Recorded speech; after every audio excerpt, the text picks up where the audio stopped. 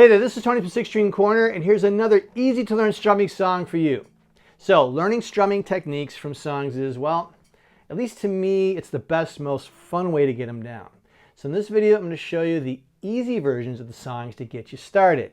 So this is mostly for you guys, you're beginners, intermediate, and you're just trying to fine-tune your strumming technique and your guitar playing journey. So don't forget that you can slow the video down even more by clicking that gear icon and selecting 75% or even 50% speed.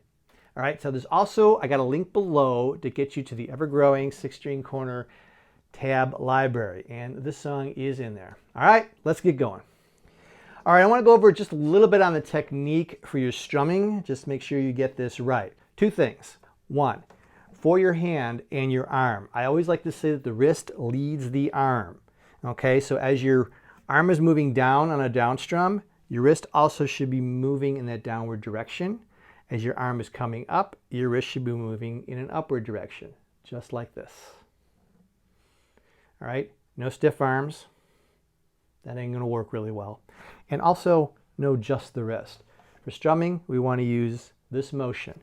No body English, so above your elbow, all the rest of you should be a little relaxed and there's nothing going on there. The second thing I want to show you is how to strike the pick on the strings. I like to use a technique called twist and tilt. So twisting is simply twisting the pick this direction so that when I'm striking the strings, I'm striking on the edge of the pick and not on the flat of the pick. So I twist it and this direction. It's always this side of the pick towards the headstock. I don't twist it the other way. That's a little awkward. So I always go this direction and go across the strings in that manner. This is a song Night Moves by Bob Seger, and this is from the mid-70s, somewhere along those lines, and it's a great strumming song for you to get your strumming technique going. It utilizes 3 chords in the verse, which is C, G, and you have an F chord. Now I'll get to that in a second. And then the chorus has an E minor, a D, and a C.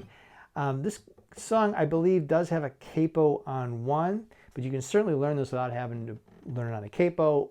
When you do want to play it to the song, slap the capo on 1 and just play those chords like the guitar was a little bit shorter. You'll play the exact same chords and you'll be fine. The strum pattern is just this. It starts on the G chord. So it's that kind of strum. Down, up, down, down, up, down. And then this one up, here's the tricky part, is the F. And that's the only time you hit the F is when you do that quick up strum, and then you're going to do another up strum on the next chord, which is a C. And then back to that strum pattern.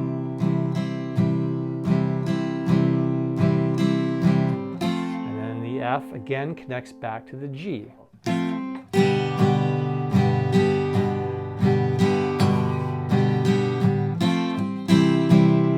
And that just cycles over and over in the verses. Now I know, it's the dreaded F chord for many of you. I know how that can be. I remember those days, and I do see a lot of people struggling with that, and oh my gosh, I can't play the song. You can still play the song.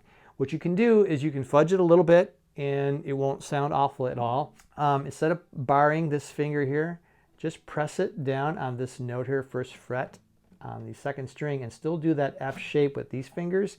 You can leave that open E in there. It's called an F major 7. If you play it, it's not the end of the world.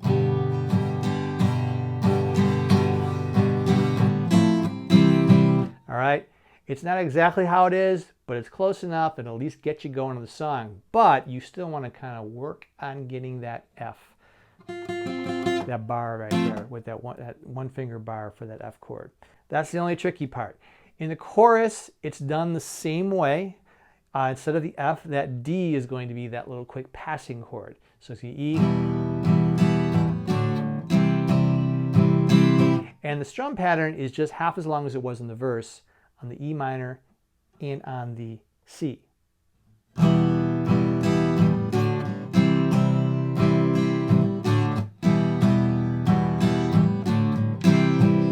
Okay, a little bit easier to get that chord formed when you're up strumming on the D. One last note on up strums: when you're playing this F chord, whether it's the major 7 or the F, try to make sure your thumb is muting this low E, so that when you're up strumming, you're not going to hit that low E, which is going to really sound really super ugly. And the same thing with the C, if you can avoid it. So whenever you're up strumming, you want to make sure you're not hitting that low E note. And the same thing when you're playing the D. You don't want to hear that low E. So watch how the thumb position is as you see me play it. So.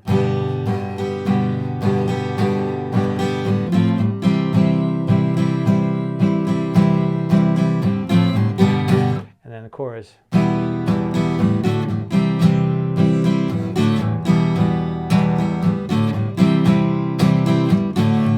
There you go. That's it. Good luck. Hey, thanks for watching. I hope this helps you get just a little further in your growth as a guitar player. And let's be honest, this is really a fun song to strum. So remember to click the link below to get the 6-string corner tab library. Also, if you need to have any additional work on dexterity, finger exercises, whatnot, there's also a link down there called Guitar Finger Gymnastics. And that one also don't cost you anything. There's a bunch of more detailed videos on getting those fingers limber and get them stretched out and get them stronger so you can be a better player. All right, so don't forget to like this video and subscribe below, and there's much more coming up. Thanks a lot, and rock on.